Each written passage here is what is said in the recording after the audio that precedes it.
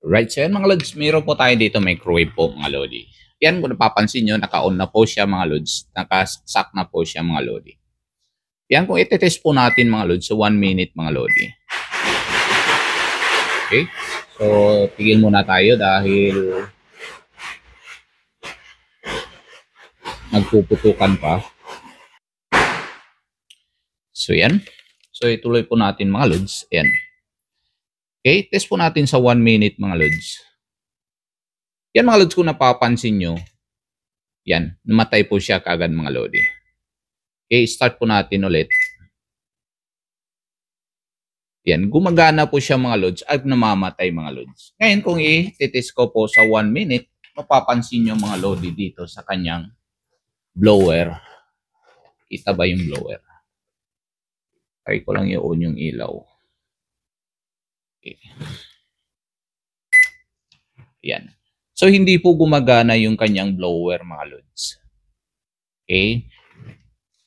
So, ngayon gagawin po natin, mga lods. Check po natin yung kanyang switch dito, mga lodi. Kagaya ng palaging ginagawa po natin, mga lods. Sine-check po natin yung kanyang door switch, mga lods. Yan. Bubuksan ko po. Ayan, ito po yung switch niya, yung pangalawang switch ng mga lods. Ayan, oh. Patay po siya mga lods. Ito, yung sa taas mga lods, dahil normally close po siya mga lods. Ayan, buhay po yan. Pangatlo, yan, buhay din po. Bale, ito po yung switch. Ganito po yung tsura ng switch niya mga lods. Ito sa taas mga lods, normally open, normally close, sorry. Normally close. Ito po yung pangalawa mga lodi. So, normally open. And sa baba po mga lods, normally open din po yan mga lods. Dapat po ganito po siya. Yan. Tumutunog po siya mga lods. Ngayon susubukan po natin palitan yung kanyang switch mga lods. Kukunin po natin tong switch niya. Dahil itong pangalawang switch po mga lods, nakakonect po dito sa kanyang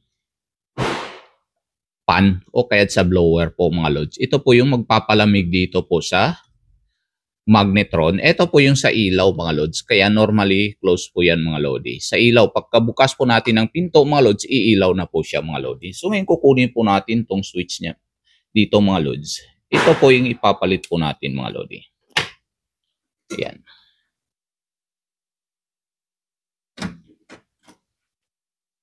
Okay, so yan. Napapansin nyo, nakabaon po yung kanyang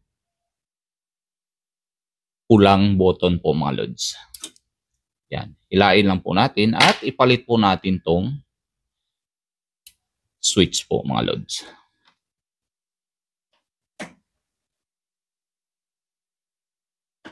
Okay. So mahirap po kasi mag-connect po ng switch ganito mga lodi dahil dapat po bunutin po natin siya para mas madali po mga lodi.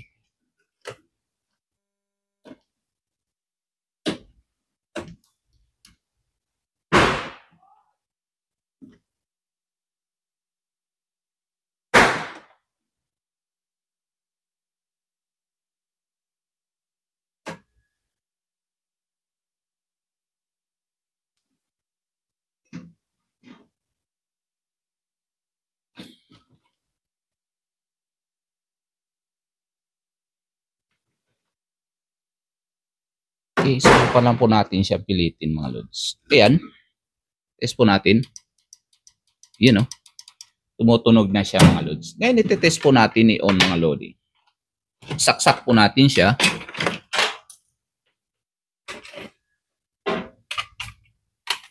Tignan po natin kung gana po yung kanyang blower. 1 minute. Yun o.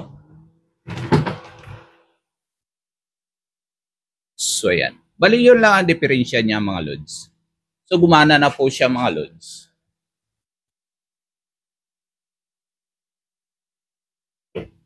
Yan na yan. Tuloy-tuloy na po yung kanyang digital mga lodi. So pagpasensya nyo na dahil Chinese New Year po kasi mga lods. Ganito po talaga dito mga lodi. Grabe ang putukan po pag Chinese New Year mga lods. Parang nasa China lang po tayo mga lodi. And so antayin na lang po natin matapos yung 1 minute mga lods.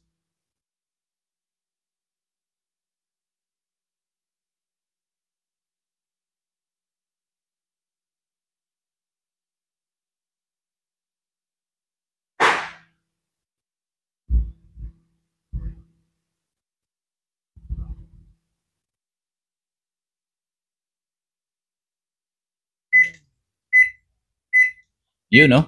So, yan. So, good na po siya mga lodi. So, paglagay po dito mga lods, dahil dito mayroon po yan, ito po yung kanyang parang papasok dito po sa butas mga lods. So, ang paglagay po nito mga lodi, pasok lang po natin yan. Okay? Pag nakapasok na po yan mga lods, sakan po natin sisentro po dun sa butas mga lodi. Yan. Dapat iangat po natin tong kanyang parang trigger mga lods. You know? Tapos, idiin. Yan. So, nakalock na po siya. Ang pagtanggal niyan mga lods, iangat lang po natin to. Lock niya sa taas. Tapos, hila palabas yung isang daliri natin sa likod mga lods. Ayan o. Laglag na po siya. So, ganun lang pagtanggal ng switch at pagpalit ng switch mga lods. Yan. So, hanggang sa muli po, maraming salamat. Stay safe, stay creative. God bless you all. Bye-bye.